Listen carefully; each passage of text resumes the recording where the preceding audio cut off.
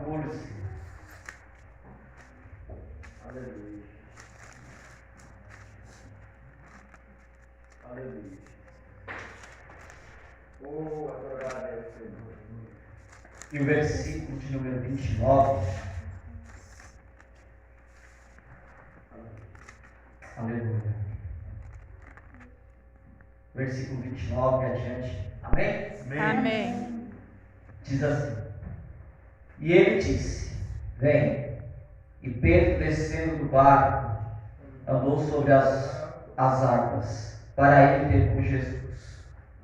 Mas sentindo o vento forte, teve medo, e começando a ir para o fundo, clamou dizendo: Senhor, salva-me.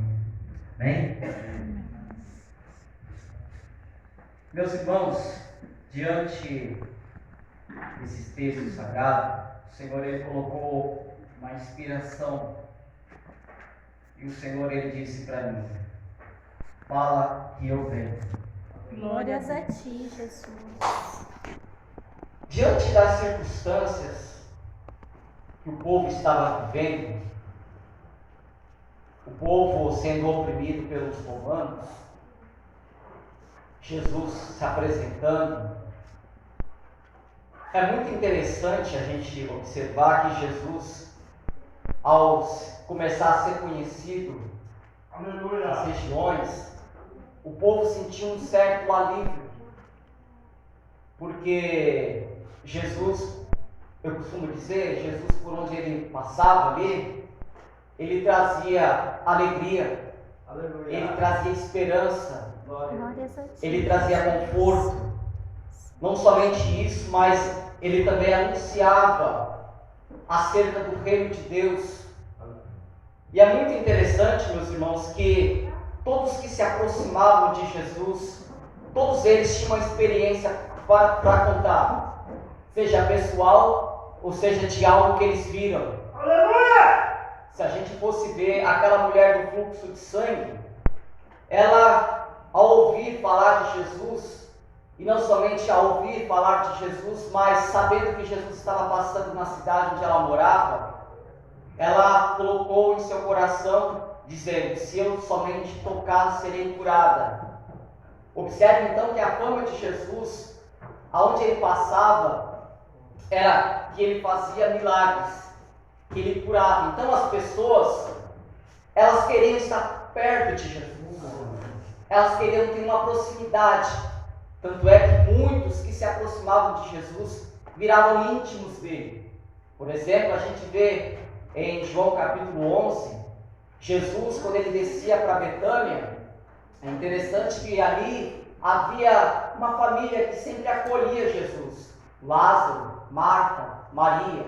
E é interessante que eles fizeram um elo, uma amizade muito tremenda. Então, Jesus, ele não somente curava, transmitia a palavra, mas Jesus, ele era amigo. E coisa boa, meus irmãos, é ter Jesus como amigo. Aleluia! Porque nós, tendo Jesus como amigo, a gente sempre vai recorrer ao nosso melhor amigo. Em momentos difíceis, em momentos tribulosos, a gente vai sempre estar procurando amigos. E por que não procurar Jesus? Sendo ele nosso melhor amigo, porque ele é aquele que tem o nosso socorro, aquilo que precisamos. E é interessante, meus irmãos, que Jesus ele estava em um certo lugar, rodeado por pessoas, e as pessoas ali não somente estavam ouvindo a palavra, mas as pessoas também estavam necessitando de um alimento. Vamos ver que em João capítulo 14, verso 1 adiante, a gente vai ver ali a multiplicação dos pães e peixes. Então Jesus ele também saciava a fome do povo, tanto espiritualmente como fisicamente. Só que Jesus, ele, num certo momento, à tarde já, e eu quero correr para adiantarmos aqui, é interessante que Jesus ele vai olhar para os seus discípulos e vai dizer assim, ele vai dar uma ordem, ele vai dizer: entrem no barco e passem a margem para o outro lado, que eu vou depois ter com vocês. E é interessante que os discípulos, e sempre estavam perto de Jesus, por um momento eles vão sentir a ausência um pouco de Jesus. Porque Jesus ele disse: eu vou ficar aqui e eu vou despedir a multidão, porém vocês vão na frente, porque eu vou ter com vocês. Só que Jesus, ele fica ali, os discípulos saem do barco, e como já era tarde, então agora vai anoitecendo. Jesus, após despedir a multidão, é interessante que Jesus ele queria também ter uma intimidade com o Pai, então ele sobe para o monte para orar ao Senhor, sozinho. Só que os discípulos, meus irmãos, que estavam acostumados sempre estar aos pés do Senhor Jesus, e coisa boa estar nos pés de Jesus, agora eles estão sozinhos atravessando ali o grande lago ali. Só que é interessante que o inimigo ele queria frustrar aqueles discípulos, porque os discípulos no momento que estavam ausentes um pouco de Jesus, então a ideia do inimigo era o quê? Vou matar os discípulos, vou atrapalhar os planos de Jesus. Só que Jesus está no monte orando, e está à noite.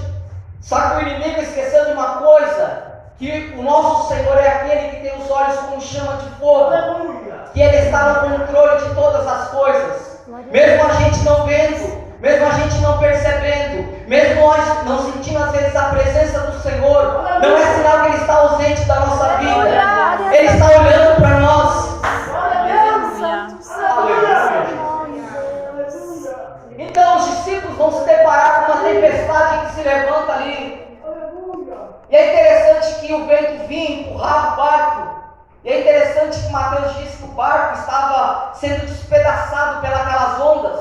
É interessante que o grego diz que as pancadas de água que dava naquele barco, ele vinha despedaçando. Ou seja, a ideia do inimigo não era somente afundar aquele barco, mas era destruir, colocar os discípulos em pânico. E às vezes é isso que acontece na nossa vida, meus irmãos. Estamos às vezes em situações que a gente olha para um lado, olha para o outro, nós não vemos refúgio. A gente não tem firmeza, porque os discípulos estavam num lugar, não era terra, era água. Então eles ficaram com medo. Mas o Senhor Jesus, Ele está no controle de todas as coisas. Não é momento de nós se desesperar de acordo com a situação, mas é momento de a gente acreditar que Ele está conosco. Porque Ele disse que estarei convosco todos os dias. Foi cantado aqui que se a gente passar pelas águas, Ele estará conosco e nós não iremos afundar. Se nós passar pelo fogo, a chama não arderá em nós. Aleluia. É promessa dEle, a palavra dEle não faz curva. Se Ele disse que estaria cuidando de nós, se Ele disse que estaria conosco todos os dias, o problema nosso é que nós esquecemos do que Jesus falou, e a gente só olhamos para a tempestade, e esquecemos que Jesus disse: eu estou convosco todos os dias. Glória a Deus. O problema é que a gente esquece de olhar para a palavra, e aí a gente começa a procurar recursos, e a situação só vai piorando. Só que em um determinado momento, quando o negócio estava apertando mais, eu quero acreditar que os discípulos ali, alguns estavam até querendo já murmurar, e não é isso que acontece às vezes. A gente olha para a situação, Jesus não está conosco no barco, e aí a gente começa a querer murmurar: cadê Jesus? Ele disse que eu ia chegar lá, Ele fez promessa para mim, Ele fez promessa para minha família, mas cadê Jesus? Mas eu quero te dizer, Ele está vindo. Glória a Deus, aleluia. Então os discípulos estão desesperados. E aí Jesus, Ele não precisou de um barco para chegar até os seus discípulos. Jesus, Ele veio caminhando sobre as águas. O que Jesus quis dizer já ali para eles e para nós? O teu problema é tapete para mim. Aleluia. O teu problema, onde você tem dificuldade, eu passeio pelo teu problema.